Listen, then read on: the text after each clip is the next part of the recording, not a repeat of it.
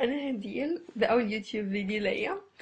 أم lately صحابي كنت بتكلم مع صحاب ليا كتير وكلهم رايحين الجيش وكده وزعلانين ومش عايزين يروحوا وشايفين ان الجيش ده حاجة خرا. فانا قعدت فكرت قلت ليهم كلهم شايفين ان الجيش ده حاجة وحشة، مع ان الجيش ده ممكن يبقى حلو جدا، وكل الشباب انه they're looking forward to it، كلهم عايزين يروحوا الجيش. فلقيت انه معظم الناس بتتكلم تقول الاكل وحش، السكن وحش، بيعاملوهم وحش. خلي المعاملة على جنب ونتكلم في الباقي. دلوقتي تخيلوا كده، يعني just imagine with me، يعني obviously it's not gonna be happening soon enough in Egypt, but in a perfect world just imagine. تخيلوا دلوقتي بدل ما هم بيقعدون في مكان معفن ومش نظيف وكده، تخيلوا it's a bit hotel style.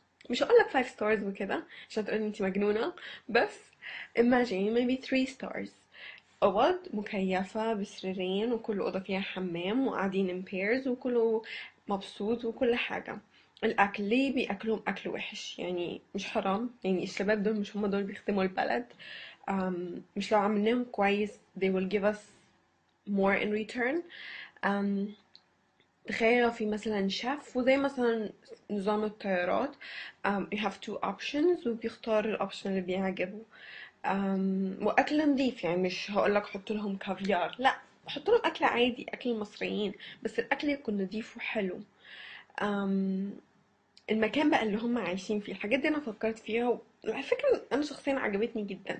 دلوقتي المكان اللي هم بيناموا فيه، ليه ما يكونش فيه مثلا اوضه بلاي ستيشن، اوضه بولينج، اوضه بلياردو، سويمينج بول، جاكوزي جوه السويمينج بول، ليه لا؟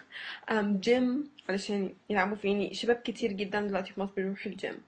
أم لما بيروحوا الجيش مفيش طبعا جيم، ليه ما يكونش فيه يعني after hours؟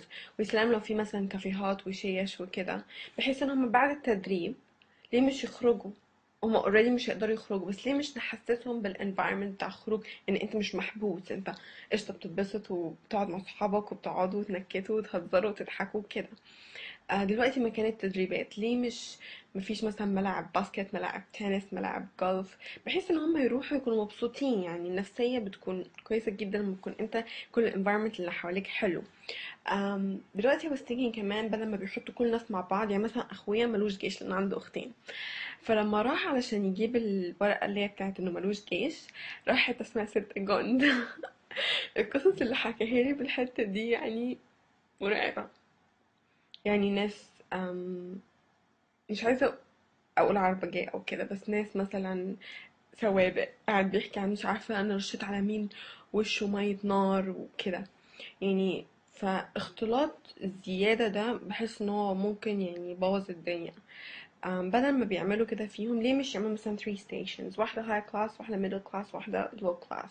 و I don't mean to be racist or discriminating or anything، بس مثلا دلوقتي انت واحد مثلا ابن ناس شوية، متعود مثلا لو انت مثلا متربي في مصر الجديدة ورحت مثلا مدرسة كذا، آه، لو انت مثلا حطيتك في الهاي كلاس و ودلوقتي معاك صحاب من مستواك السوشيال كلاس بتاعك، مش هتكون مبسوط؟ يعني psychologically and emotionally هتكون احسن. فده هتبقى حاجة كويسة جدا. وكمان الميدل كلاس واللو كلاس بقى مثلا يكونوا الناس اللي مش متعلمة او كده. أم دلوقتي الايديا دي هتكون حلوة جدا وناجحة جدا. فقولوا لي ايه رأيكم في الكومنت سيكشن below. اذا عايزين تشوفوني تاني دوسوا سبسكرايب فوق. و until then thank you and take care. Thanks for watching.